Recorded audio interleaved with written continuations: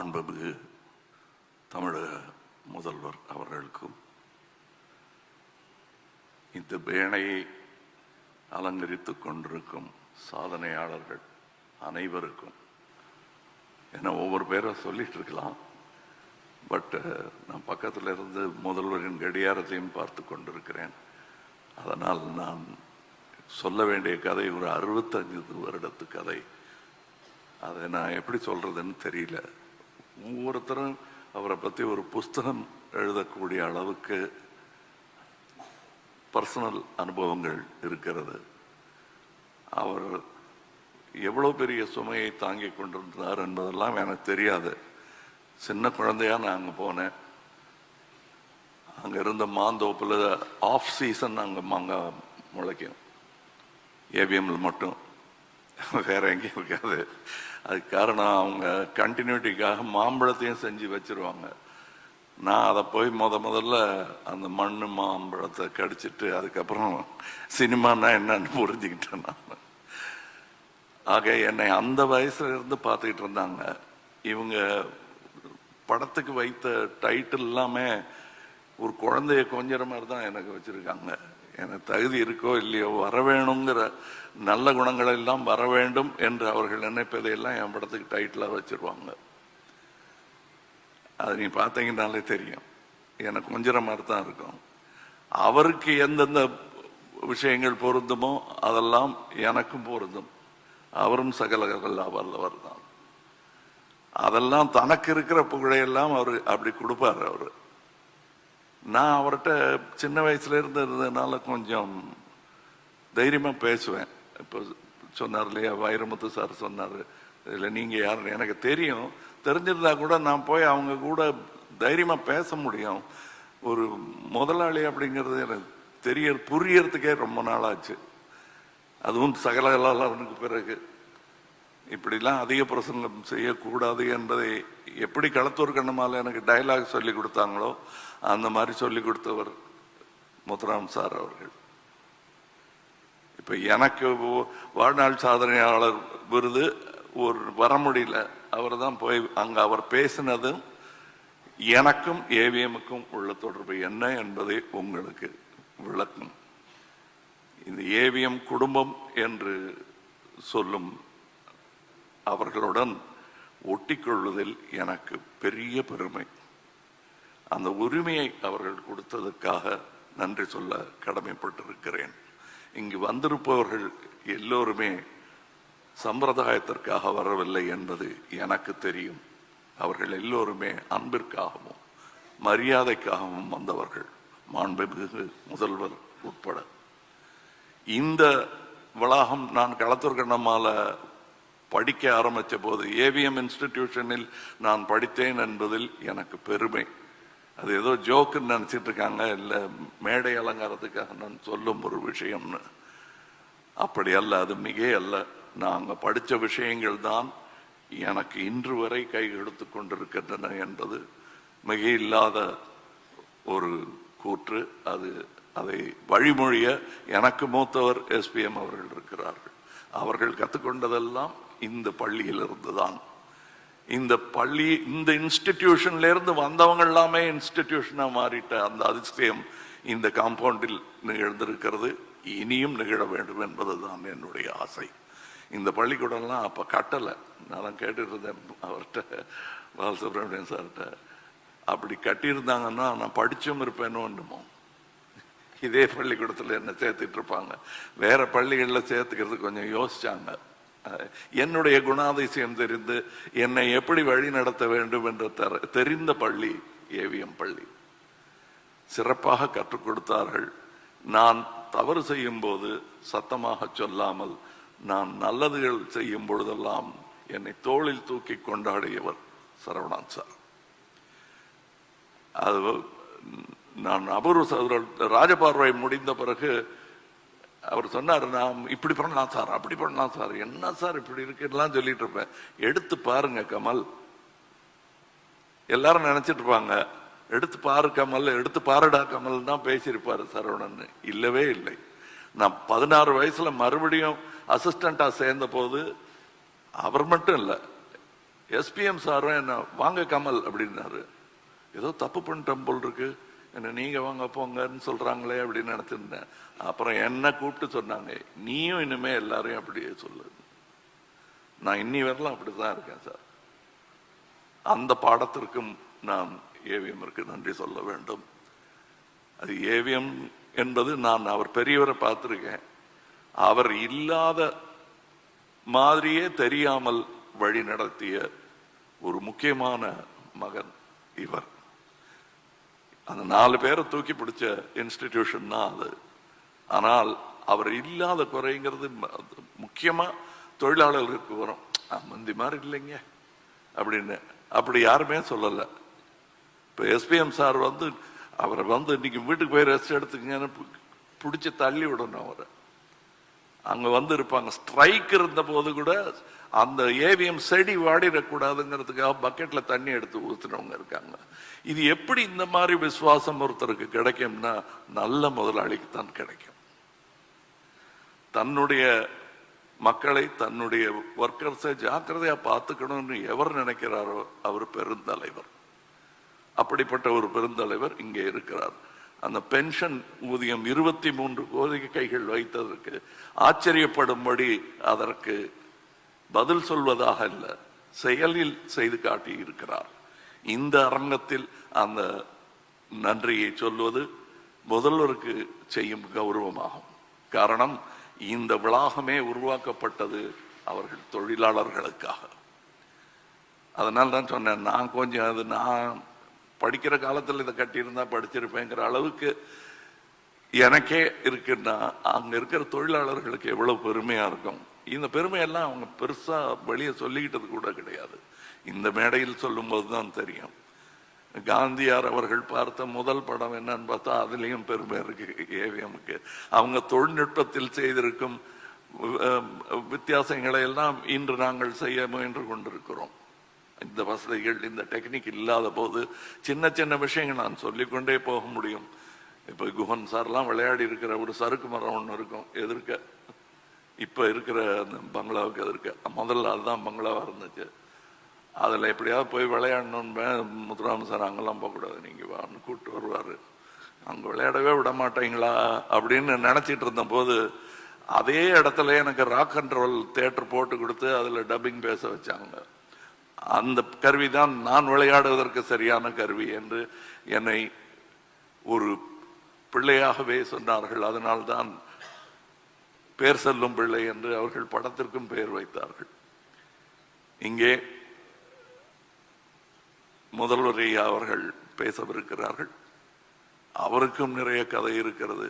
இந்த சரவணன் சாருடைய 65 வருடத்தில் அத்தனை வருடத்திலும் எனக்கு தொடர்பு இருந்திருக்கிறது என்பதில் எனக்கு பெருமை. காரணம், அவர் கையை பிடிச்சிக்கிட்டு நடந்து வந்த பிள்ளை இன்று இந்த மேடையில் அவருக்காக நினைவை ஒன்றை உங்கள் முன்வைக்கிறது. அவ்வளவுதான். வைரமுத்து அவர்கள் சொன்னது போது பெருசா கண்ணீர் வடிக்க வேண்டிய அவசியம் இல்லை. ஏன்னா அவர் செய்த நல்லவைகள் எல்லோர் மனதிலும் ஒரு புன்னகையை வரவழைக்கும். அதற்கு நன்றி சொல்வோம். அவர் என்றும் நம்முள் திகழ்ந்து கொண்டிருப்பார். என்னை பொறுத்தவரை என்னுள் நிகழ்ந்து கொண்டிருப்பார். அவர் இருக்கிற மாதிரியே பேசிட்டு இருக்கிற மாதிரியே எனக்கு தோணும். ஏன்னா அப்படிப்பட்ட நல்ல அட்வைசஸ் சில சமயம் கேட்டிருக்கேன், சில சமயம் கேட்காம இருந்திருக்கேன். கேட்ட போதெல்லாம் கிடைத்த பலனுக்கான நன்றியை இந்த மேடையில் சொல்வதுதான் சரியாக இருக்கும். நன்றி ஐயா. முன்னாள் முதலமைச்சர் மாண்புமிகு ஐயா டாக்டர் கலைஞர் அவர்களுக்கும் அவர் குடும்பத்தினருக்கும் ஏவிஎம் குடும்பத்திற்கும் தலைமுறை தலைமுறையாக உள்ள நட்பு, அந்த நட்பின் எடுத்துக்காட்டே மாண்புமிகு தமிழக முதல்வர் ஐயா மு.க. ஸ்டாலின் இங்கு வருகை தந்தது. அடுத்தபடியாக அவரை அழைக்கிறேன் புகழஞ்சலி செலுத்த.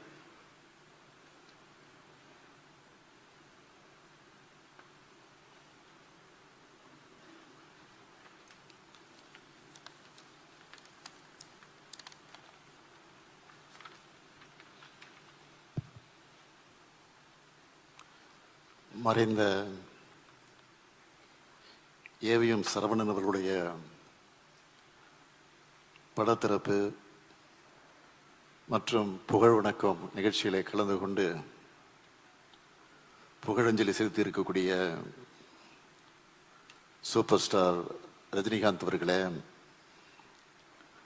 நாடாளுமன்ற மேலவை உறுப்பினர் கலைஞானி கமல்ஹாசன் அவர்களே, கவி பேரரசு வைரமுத்து அவர்களே, நல்லி குப்புசாமி அவர்களே,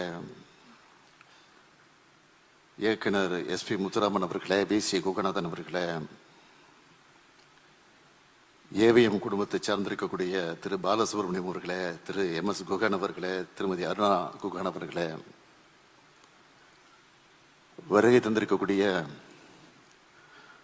மாண்புமிகு அமைச்சர் திரு மா சுப்பிரமணியன் அவர்களே,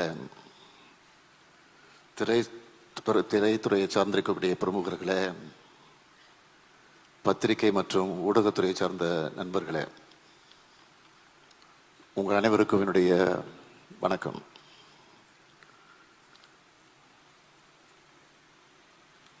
வரலாற்றிலே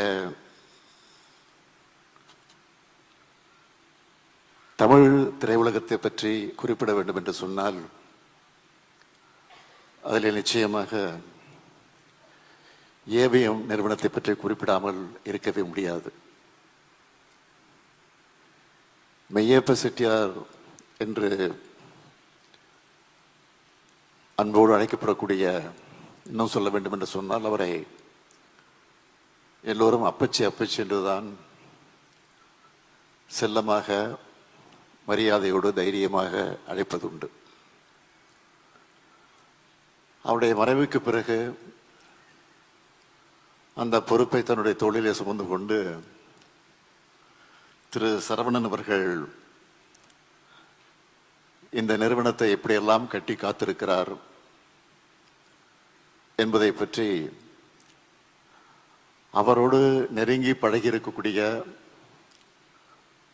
அண்ணன் முத்துராமனாக இருந்தாலும் சரி, நம்முடைய சூப்பர் ஸ்டாராக இருந்தாலும் சரி, கலைஞானியாக இருந்தாலும் சரி, நம்முடைய கவிஞர் வைரமுத்துவர்களாக இருந்தாலும் அவர்கள் பேசுகிற போது பல்வேறு செய்திகளை எல்லாம் குறிப்பிட்டு சொல்லியிருக்கிறார்கள். நம்முடைய சரவணன் அவர்கள் மயிலாப்பூரில் இருக்கக்கூடிய PS பள்ளியில் படித்து கொண்டிருந்த போது, அந்த பள்ளியில் பேச்சு போட்டி நடைபெற்ற போது அந்த பேச்சு போட்டியில் அவர் கலந்து கொண்டு முதலில் பரிசும் பெற்றிருக்கிறார்.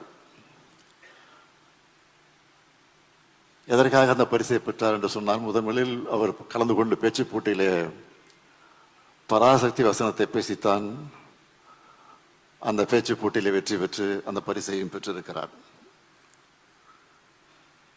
1967ஆம் ஆண்டு அறிஞர் அண்ணா அவர்கள் முதலமைச்சராக பொறுப்பேற்றிருந்த போது, அப்பொழுது சென்னையில் அரசின் சார்பில் 2வது உலக தமிழ் மாநாடு நடைபெற்றது. அந்த உலக தமிழ் மாநாடு நடைபெற்றுக் கொண்டிருக்கிற போது திரு மெய்யப்ப செட்டியார் அவர்கள்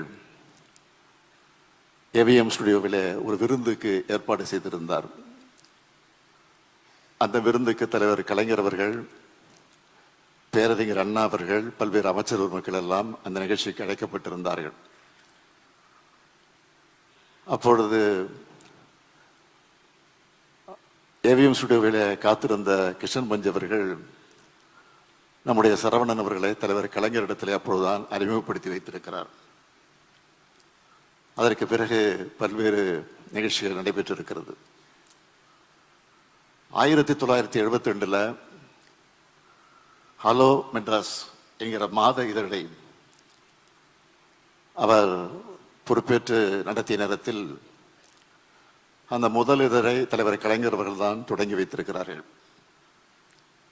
இன்னும் சொல்ல வேண்டும் என்று சொன்னால் 1975ஆம் ஆண்டு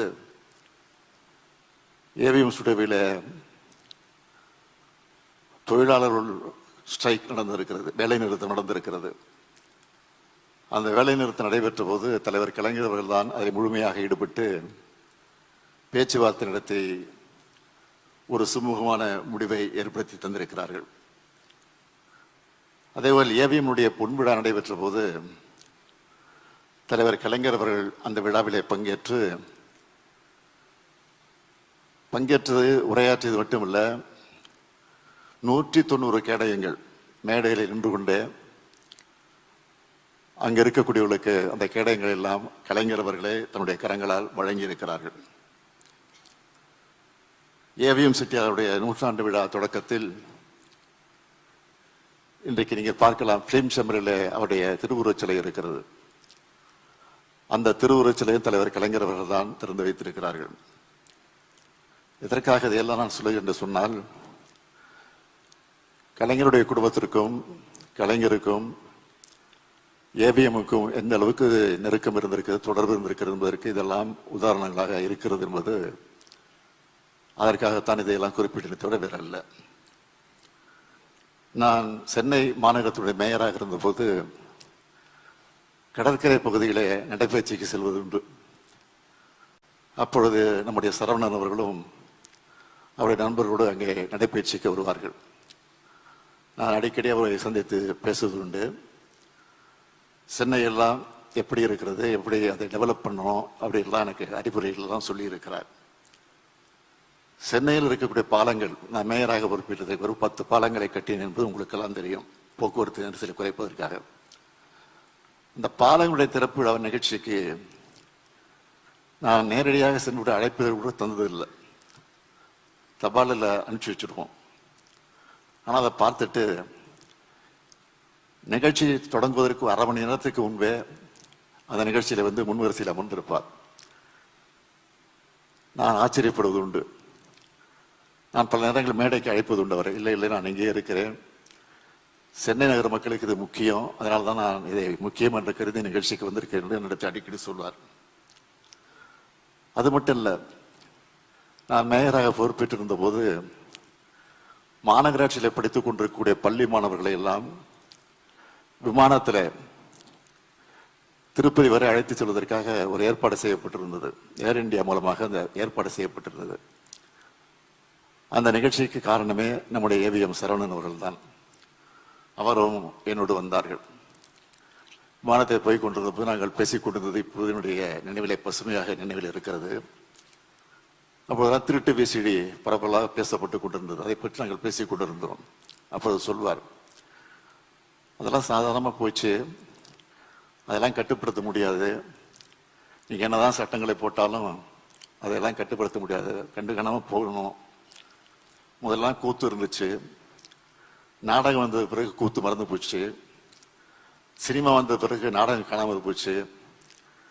அது மாதிரி ஒன்று அந்த நேரத்துக்கு வருகிற போது அதற்கு தகுந்த போல் நம்ம மாற்றிக்கொள்ள வேண்டுமே தவிர இதெல்லாம் பெரிய பிரச்சனையாக இருக்கக்கூடாது சாதாரணமாக சொன்னார். நான் அதையெல்லாம் இப்போ நினைச்சு பார்க்குறேன். காலத்துக்கேற்ற மாற்றங்களை கொண்டு வர வேண்டும் என்பதில் அவர் ஆர்வம் காட்டினார். அந்த வகையில் எனக்கு அறிவுரைகள் எல்லாம் ஆலோசனைகள் எல்லாம் எடுத்து சொல்லியிருக்கிறார். 2006 அவருடைய அஞ்சல் தலையை தலைவர் கலைஞர் அவர்கள் தான் வெளியிட்டிருக்கிறார்கள். அதே போல 2023ஆம் ஆண்டு இதே ஏவிஎம் ஸ்டுடியோவில் ஹெரிட்டேஜ் கார் அவருடைய கண்காட்சியை நாங்கள் வைத்திருக்கிறோம், நீங்கள் வர வேண்டும் என்று என்னை கட்டாயப்படுத்தி அழைத்தார்கள். நான் உடனே வந்த நிகழ்ச்சிக்கு நானும் கமல் அவர்கள் தான் வந்தோம். அப்போது ரொம்ப நேரம் அவரோடு நான் பேசிக்கொண்டிருந்ததான் நான் நினைச்சு பார்க்கிறேன். அது மட்டும் இல்லை, 2006ஆம் ஆண்டு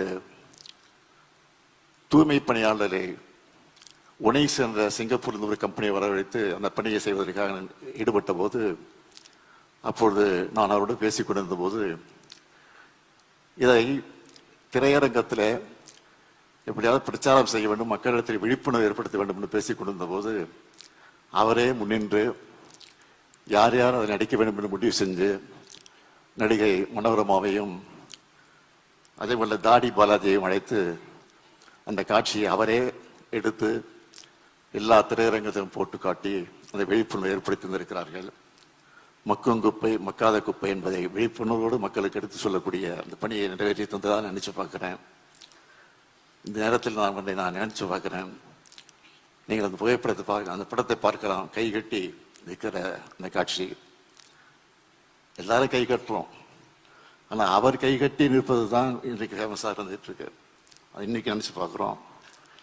இது பயத்தின் காரணமாக இல்லை, அன்பின் காரணமாக, பாசத்தின் காரணமாக அதை கைகட்டி பார்ப்பது. இன்னும் சொல்ல வேண்டும் என்று சொன்னால், அவர் கைகட்டுகிறார் என்று சொன்னால், நம்ம எல்லாம் அவர் பாசத்தோடு நம்மை கட்டி போட்டு வைத்திருக்கிறதற்குத்தான் அவர் கைகட்டி இருக்கிறார் என்பது காட்டிக் கொண்டிருக்கிறார்.